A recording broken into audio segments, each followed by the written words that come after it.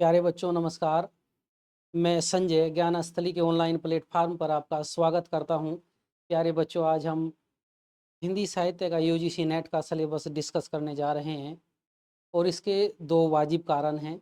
एक तो जो नए बच्चे हैं उनका आग्रह था, जिनको आपके दिसंबर 2024 की नेट की परीक्षा हिंदी साहित्य से देनी है, और दूसरे मुझे भी लगता है कि जो यूजीसी की साइट पर हिंदी साहित्य का सिलेबस दिया गया है वो थोड़ा सा कन्फ्यूजन पैदा करने वाला है। जो पुराने बच्चे हैं, जो एक या दो बार यूजीसी नेट का ये आपका एग्ज़ाम दे चुके हैं, तो उनको तो उसको समझने में कोई समस्या नहीं होती होगी। लेकिन आपके जो नए बच्चे हैं उनको थोड़ा सा कन्फ्यूजन ज़रूर पैदा होता है। तो उनका आग्रह था और मेरा भी मन था कि मैं इस नेट के सिलेबस पर जो हिंदी साहित्य का है उस पर 10-5 मिनट की चर्चा आपके साथ करूं, जिससे कि आपको सफलता अर्जित करने में कोई दिक्कत ना हो, यानी जो नेट की परीक्षा है उसको पास करने में आपको कोई कठिनाई ना हो। तो चलिए बच्चों, आज हम ये शुरू करते हैं। इससे पहले मैं आपको थोड़ा सा अपने बारे में बता दूं। मुझे एक से अधिक बार यूजीसी नेट जेआरएफ क्वालिफाई करने का सौभाग्य मिला है।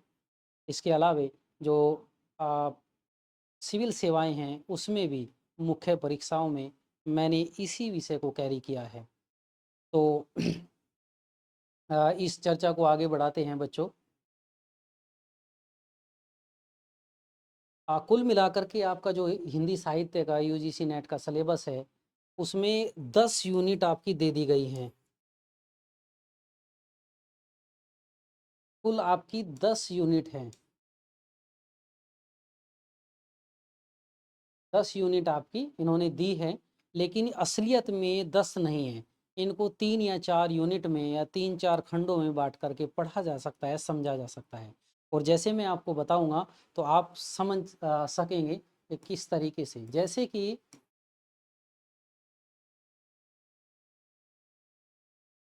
आपको पहली यूनिट देखेंगे हिंदी भाषा और उसका विकास, तो जब आप इसको पढ़ेंगे तो ये तो बिल्कुल आपको सेपरेट ही पढ़ना है। हिंदी भाषा का विकास, हिंदी भाषा और उसका विकास। यूजीसी नेट के जब प्रश्न आप देखते हैं तो इस सेगमेंट से आज सीधे सीधे प्रश्न अक्सर आते हैं, यानी इसमें समझने की चीज़ें बहुत कम हैं, आपकी याद करने की चीज़ें बहुत ज़्यादा हैं। तो जैसे जैसे आप इसको पढ़ेंगे और मैं आपको पढ़ाऊँगा या आप अपने आप से भी इसको पढ़ते हैं, तो 70 से 80% या इससे भी ज़्यादा आप इस सेगमेंट से प्रश्न हल कर सकते हैं या हल कर लेते हैं। यानी हिंदी साहित्य की जो विकास की यात्रा है और यहाँ तक हम किस प्रकार से पहुँचे हैं, कब से ये हिंदी शुरू हुई और यहाँ तक हम किस प्रकार से पहुँचे हैं, जो उसके विकास का चरण है, और उसका अध्ययन हम यहाँ करेंगे। उसके अलावे इन्होंने थोड़ा सा इसका व्याकरण का भी पार्ट इसमें दिया है। 4-5 क्वेश्चन इसमें से भी आते हैं। तो इसमें बहुत ज़्यादा समस्या नहीं है। जो पहली यूनिट है इसमें बहुत ज़्यादा समस्या आपको नहीं होने वाली है। इसका जो भी आपके पास मटेरियल होगा या मार्केट में भी उपलब्ध होता है, उसको आप जैसे पढ़ेंगे और फिर आपके यूजीसी नेट के प्रश्नों को देखेंगे तो आसानी से उनको आप बना सकते हैं। उसके बाद आप हिंदी साहित्य का इतिहास, यानी दूसरी यूनिट में हिंदी साहित्य का इतिहास आप पढ़ेंगे। और जब हिंदी साहित्य का इतिहास आप पढ़ेंगे तो आप देखेंगे कि यूनिट 2 और यूनिट 5 की ओवरलैपिंग की गई है। इनको एक यूनिट में रखा जा सकता था। जैसे हिंदी साहित्य का इतिहास का दर्शन, उसकी लेखन पद्धतियाँ, हिंदी साहित्य का आदिकाल, भक्ति काल और रीति काल और आधुनिक काल पढ़ेंगे, तो जब आप और इसी के आप जैसे नीचे आएंगे हिंदी साहित्य की गद्य विधाएं, हिंदी उपन्यास, हिंदी कहानी, नाटक, निबंध, आलोचना, इनका विकास आप देखेंगे, पढ़ेंगे, तो जो यूनिट 5 है उसमें भी आप इन्हीं चीज़ों को देखेंगे। जब आप हिंदी साहित्य का इतिहास पढ़ते हुए आदिकाल पढ़ेंगे, तो आदिकाल में आपको चंद्रवरदाई भी पढ़ना है, आदिकाल में आपको विद्यापति भी पढ़ना है, आदिकाल में आपको अमीर खुसरो भी पढ़ना है। तो अलग से यूनिट 5 में इन्होंने जोड़ दिया है पृथ्वीराज रासो, अमीर खुसरो, विद्यापति। तो आप अंदाजा लगा सकते हैं, जब हिंदी साहित्य का इतिहास के दरमियान आप आदिकाल पढ़ेंगे, तो उसी के साथ आप चंद्रवरदाई को भी पढ़ लेंगे, उसकी पृथ्वीराज रासो भी पढ़ लेंगे, आप विद्यापति भी पढ़ेंगे, उनकी पदावलियों को भी वहीं समाप्त कर लेंगे, आप अमीर खुसरो को पढ़ते हुए वहीं समाप्त कर लेंगे। तो अलग से 5वीं यूनिट को क्यों पढ़ा जाए? आप जान रहे होंगे, समझ रहे होंगे मैं क्या कहना चाहता हूँ। यानी जब हिंदी साहित्य के इतिहास में आप आदिकाल पढ़ेंगे, तो आदिकाल के दौरान ही, आदिकाल आदिकाल क्यों है? उन कवियों के कारण है जिन कवियों ने उसमें रचा है, तो उनको भी वहीं पढ़ना होगा। और जब उनको वहीं पढ़ेंगे, तो यूनिट 5 को आपको अलग से नहीं पढ़ना है। जब आप भक्ति काल में उतरेंगे, तो भक्ति काल के दौरान आप सूर, कबीर, तुलसी, जायसी को पढ़ेंगे। और फिर यूनिट 5 में इन्होंने कबीर, जायसी, सूरदास, तुलसी, इनकी रचनाओं को जोड़ा हुआ है, तो इनको भी आप उसी समय पढ़ लेंगे। जैसे ही आप रीति काल में जाएंगे, रीति काल के दौरान आप रीति काल की पृष्ठभूमि पढ़ेंगे। पृष्ठभूमि पढ़ते हुए उसके बाद उसके जो कवि हैं, बिहारी और अन्य कवि जो उसमें लगे हुए हैं, उनको भी आप वहीं पर पढ़ लेंगे। आप देखिएगा, घनानंद, बिहारी और ये तमाम लोग जो लगे हुए हैं, उनको भी आप उधर ही समाप्त कर लीजिएगा। तो अलग से यूनिट पढ़ने की जरूरत नहीं है। आधुनिक काल में आप निराला को, सुमित्रा नंदन पंत को, महादेवी वर्मा को, दिनकर नागार्जुन अज्ञे, भवानी प्रसाद मिश्र, मुक्ति बोध धूमिल को उसी के साथ, यानी हिंदी साहित्य का इतिहास पढ़ते हुए ही पढ़ सकते हैं। यानी यूनिट 2 और यूनिट 5 का विभाजन नहीं किया जा सकता। आप यूनिट 2 को यूनिट 5 के साथ ही पढ़ेंगे। ये आपकी यूनिट 5 है, यानी यूनिट 5 के साथ ही आप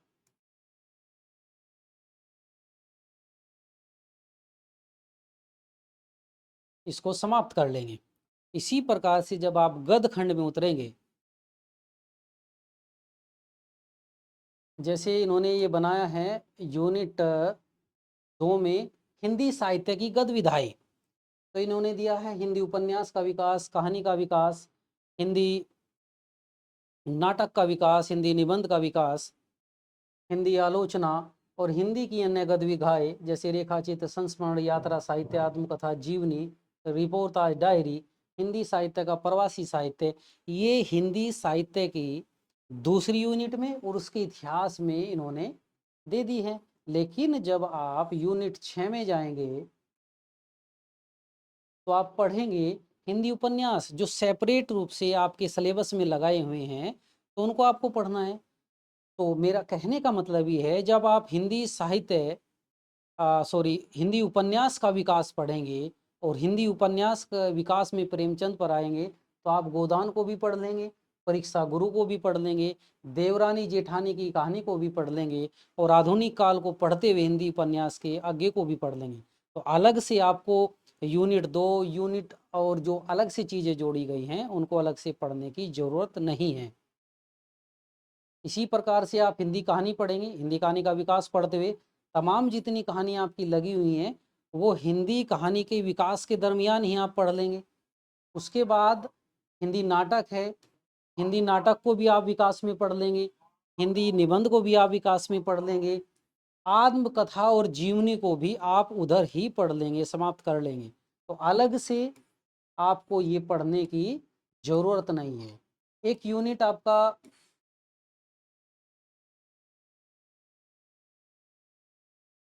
3 और 4, इस पे थोड़ी सी चर्चा कर लेते हैं। यूनिट 3 में साहित्य शास्त्र यानी काव्य के लक्षण, काव्य हेतु, काव्य प्रयोजन, प्रमुख संप्रदाय और सिद्धांत, इसको हमें सेपरेट पढ़ना है।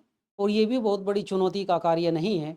जो यूजीसी नेट है, इसमें जो प्रश्नों की प्रकृति है वो इस प्रकार की है, जैसे रस, अलंकार, रीति, ध्वनि, ये बहुत सारे संप्रदाय थे तो वहाँ प्रश्न ऐसे पूछे जाते हैं कि इस प्रकार जो ये संप्रदाय जैसे रस संप्रदाय हैं, तो इसके प्रवक्ता कौन हैं, या इसके रस अलंकार अलंकार की जो परिभाषाएं दी हैं वो किसने क्या दी हैं। तो इस प्रकार से अलंकार पे किसकी किताबें हैं, या अलंकार पर किसने कौन सी किताब लिखी है, इस प्रकार के यहाँ प्रश्न आते हैं। रीति, ध्वनि, वक्रोक्ति, औचित्य, और ये जो जो फॉरनर जितने साहित्यकार हैं, जैसे टी एस इलियट है, आई ए रिचर्ड्स है, और ये आपका प्रतीक, बिंग, फंतासी, ये इस टाइप की जितने भी चिंतक हुए हैं, इन्होंने साहित्य से संबंधित कौन सा विचार दिया है, उनकी कौन कौन सी किताबें हैं, उनका अध्ययन यहाँ एक साथ कर लिया जाएगा। उसके बाद, और इससे बहुत ज़्यादा मतलब गंभीर प्रश्न नहीं आते हैं, साहित्यकार, उनके कौन से संप्रदाय हैं, उनकी उससे रिलेटेड या उससे संबंधित कौन सी किताबें हैं, इस प्रकार के प्रश्न यहाँ आते हैं। उसके बाद प्यारे बच्चों, वैचारिक पृष्ठभूमि को आप देखेंगे, इसकी इन्होंने एक अलग से यूनिट बना दी है, लेकिन ये भी अलग से यूनिट बनाने की कोई आवश्यकता नहीं थी। जैसे गांधीवादी दर्शन, अंबेडकर दर्शन, लोहिया दर्शन, मार्क्सवाद, मनोविश्लेषणवाद, अस्तित्ववाद, उत्तराधुनिकतावाद, ये तमाम चीज़ें हम अलग से नहीं पढ़ेंगे। जब हम हिंदी साहित्य का इतिहास पढ़ रहे होंगे, उसी दौरान हम इन विचारों को भी पढ़ लेंगे, क्योंकि आपको पता है साहित्य समाज का प्रतिबिंब है। बिना समाज के या समाज के विचारों से प्रभावित हुए बिना साहित्य नहीं रचा जा सकता। आपको मैं बताऊं, जब मुंशी प्रेमचंद अपना साहित्य या अपने उपन्यास लिख रहे थे, तो यह समय गांधी जी का था, यानी 1915 से 1947 तक आप भारत की राजनीति में गांधी को देख सकते हैं। तो उनके जितने भी उपन्यास है, जितना भी साहित्य मुंशी प्रेमचंद ने रचा है, वो गांधी जी की छाया में रचा है, यानी गांधी जी का उनके ऊपर बेहद प्रभाव है। और आप देखेंगे जो मुंशी प्रेमचंद के उपन्यास हैं, उनमें शुरुआत में यानी उनमें शुरुआती उपन्यासों में आदर्शवाद या आदर्शवाद की तरफ वे झुके हुए हैं। वो प्रेरणा उनको गांधी जी से मिली थी, और गांधी जी का विचार था कि कोई भी आदमी, कोई भी व्यक्ति खराब नहीं होता, गलत नहीं होता, उसकी परिस्थितियां गलत होती है, और जब वे परिस्थितियां सही होती है या सही हो जाती है, तो वह आदमी भी सही हो जाता है। इसलिए आदमी से नफरत नहीं करनी चाहिए, ये गांधी जी का विचार था। और यही रिफ्लेक्शन मुंशी प्रेमचंद के उपन्यासों में या उनके साहित्य में आपको मिलेगा।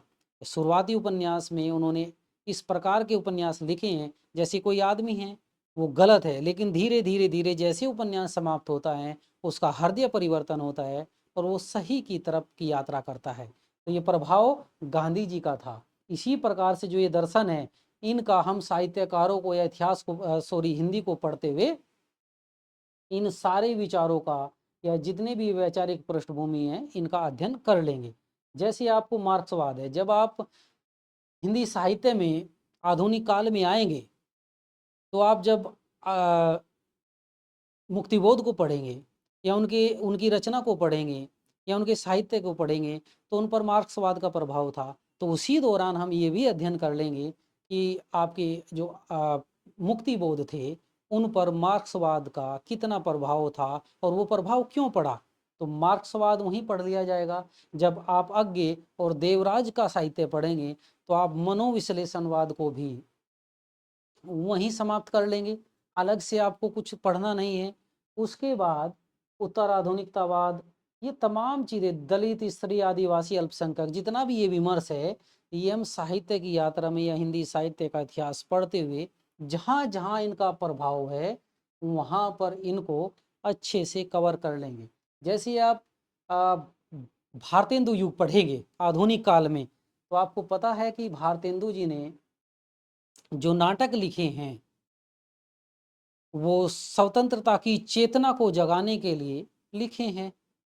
तो उस समय जो समाज था वो चेतन हो रहा था अपनी स्वतंत्रता के लिए।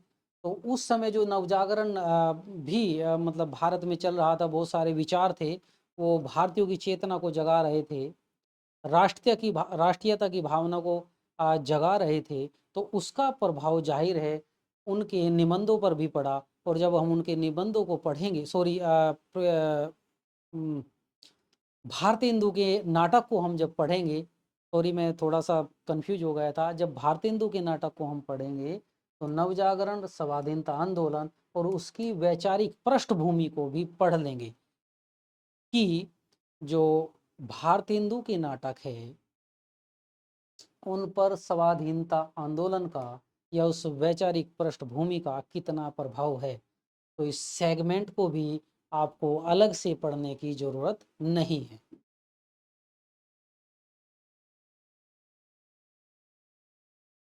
तो प्यारे बच्चों,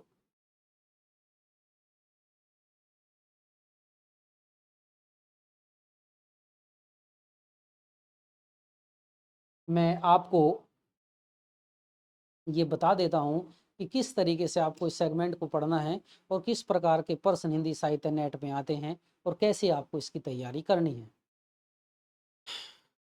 खंड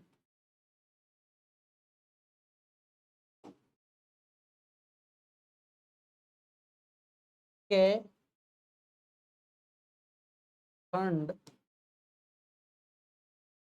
है और खंड गे, खंड घे, इस तरीके से आप इसको पढ़ सकते हैं। जैसे खंड के में हिंदी भाषा का विकास, हिंदी भाषा का विकास, उसके बाद साहित्य शास्त्र,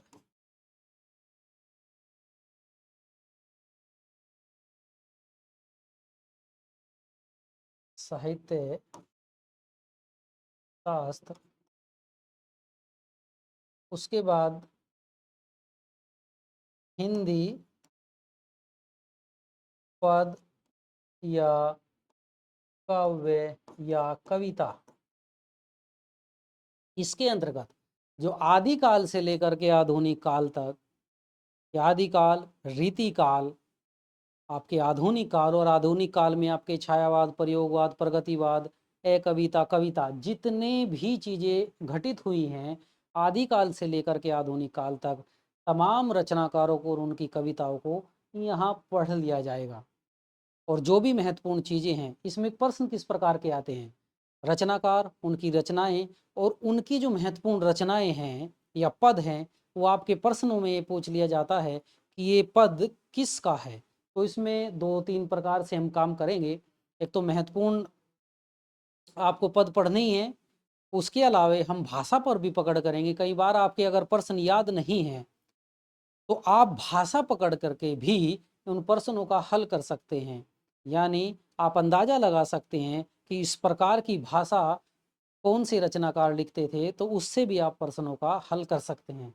और चौथा, और जो कि सबसे ज्यादा महत्वपूर्ण है, हिंदी गद्य।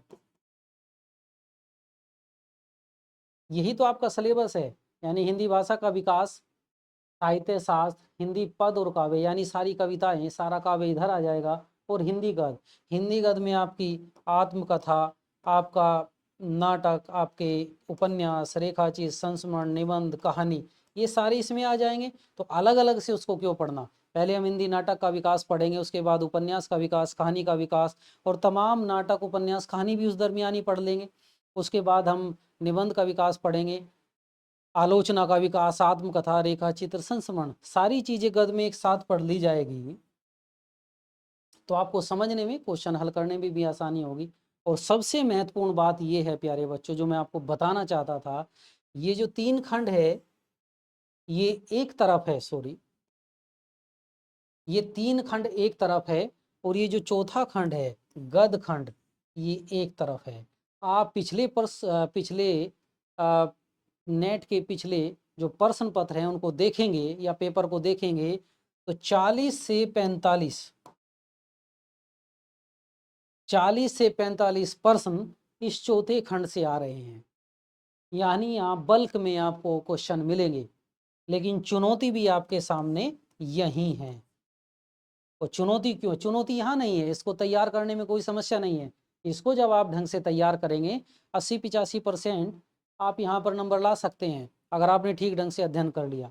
लेकिन इसको भी हम छोड़ नहीं सकते हैं क्योंकि यहाँ से 40 से 45 क्वेश्चन आपके आ रहे हैं और इसको तैयार करना चुनौती इसलिए है क्योंकि आपके यहाँ पर 13 उपन्यास लगे हुए हैं। आपकी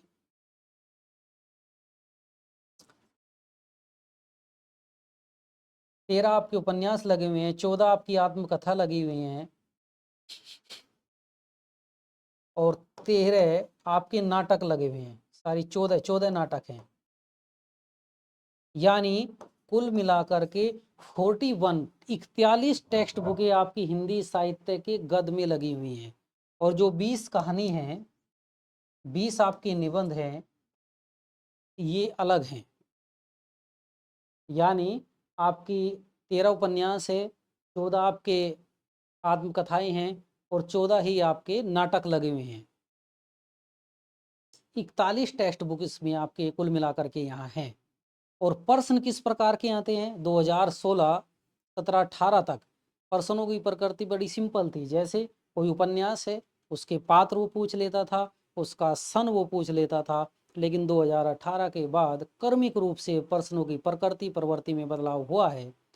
तो प्रश्न जो आते हैं प्यारे बच्चों में, उसका एक आपको उदाहरण दे देता हूँ। 2023 का एक प्रश्न है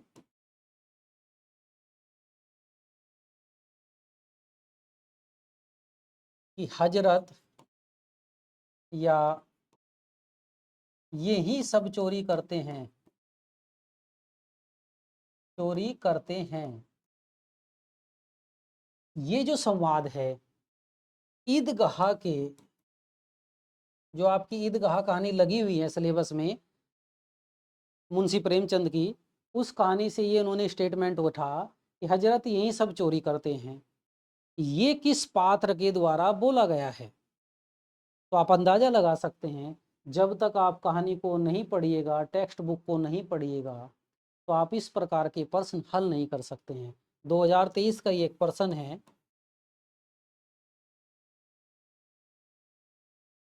पतंजलि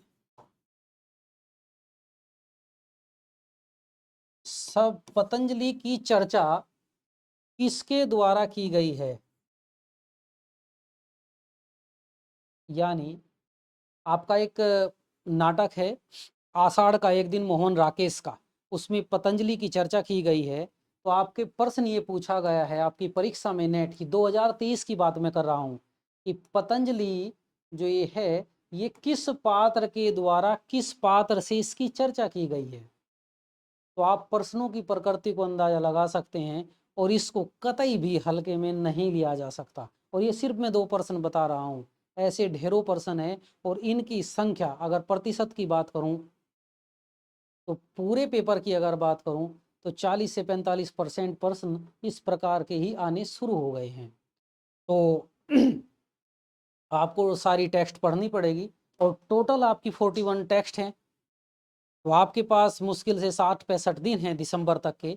तो आप दिसंबर तक इतनी सारी टेक्स्ट बुकों को, अगर आप पहले से तैयार है या तैयारी कर रहे हैं, तो मुझे लगता है कि आपने पढ़ ली होगी। अगर नहीं पढ़ी है तो ये आपको पढ़नी चाहिए, तभी आपका ये परीक्षा पास हो सकती है, अन्यथा आपको निराशा ही हासिल होगी। इस सेगमेंट को अच्छे से तैयार किए बिना आपकी ये परीक्षा तैयार या ये परीक्षा पास नहीं की जा सकती है। प्यारे बच्चों, ये तमाम चीज़ें आपको देखने से समझ आ गई होगी कि आप अपनी तैयारी को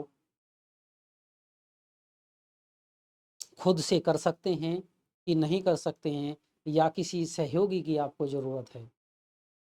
अगर आपको लगता है कि आपको नेट की परीक्षा को पास करने में कोई समस्या नहीं है, तो मेरी शुभकामनाएं हैं। आप अध्ययन करिए और जो दिसंबर की परीक्षा होगी उसमें सफलता अर्जित कीजिएगा। लेकिन अगर आपको लगता है कि हम इस परीक्षा में आप असमर्थ है पास करने में और आपको किसी सहयोगी की ज़रूरत है, तो मैं संजय ज्ञानस्थली के ऑनलाइन प्लेटफार्म पर आपका स्वागत करूंगा और हमेशा आपके सहयोगी के रूप में उपलब्ध रहूंगा। तो प्यारे बच्चों, ये जो सारी सेगमेंट है, इसको हम बहुत अच्छे से कवर कराने वाले हैं। सबसे पहले मैं एक आपका समझ हिंदी साहित्य में विकसित करूँगा और मैं बहुत ज़्यादा तथ्य को आपको नहीं पढ़ाऊँगा। मैं तथ्यों मैं अवधारणा पर जोर दूँगा। जब समझ आपकी विकसित होगी, तो तथ्य आपके आस-पास से ऐसे ही जुड़ जाएँगे।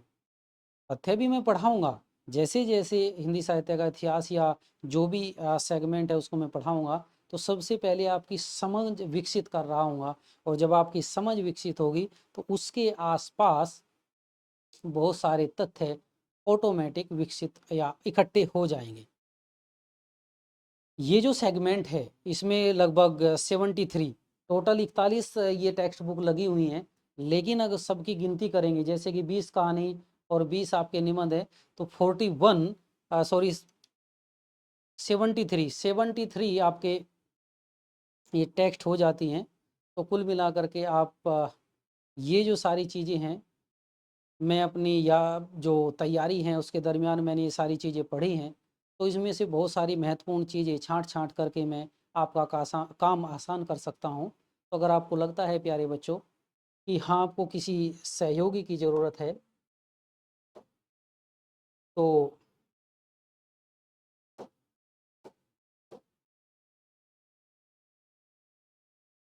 एक तारीख से 1 अक्टूबर से हमारी ज्ञानस्थली के यूट्यूब चैनल पर क्लास का आयोजन किया जा रहा है हिंदी साहित्य की। तो मैं यहाँ पर आपको एक नंबर लिख दे रहा हूँ, उस पर आप कॉल करके अपनी क्वेरी का समाधान कर सकते हैं।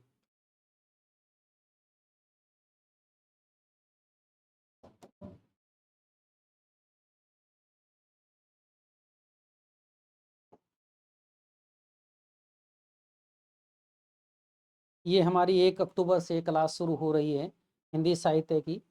यानी जो फीस आपके लिए रखी गई है, उसमें आपको हिंदी साहित्य तो पढ़ना ही है, जो पेपर फर्स्ट है आपका, उसका भी अध्ययन आपको यहाँ पे उसकी भी तैयारी आपको कराई जाएगी। और यहाँ पे एक नंबर है, 2 नंबर मैं लिख दे रहा हूँ।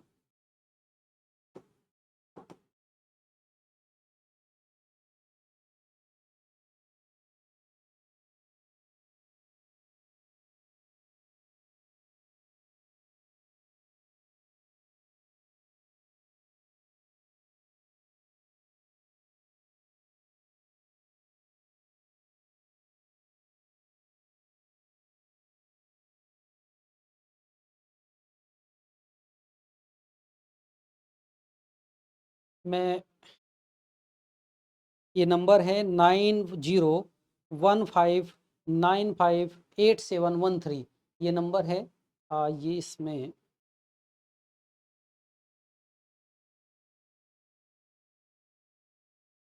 मैं आपको नंबर लिख दे रहा हूँ, 9015958713। और दूसरा नंबर है प्यारे बच्चों 9457048900। ये 2 नंबर हैं,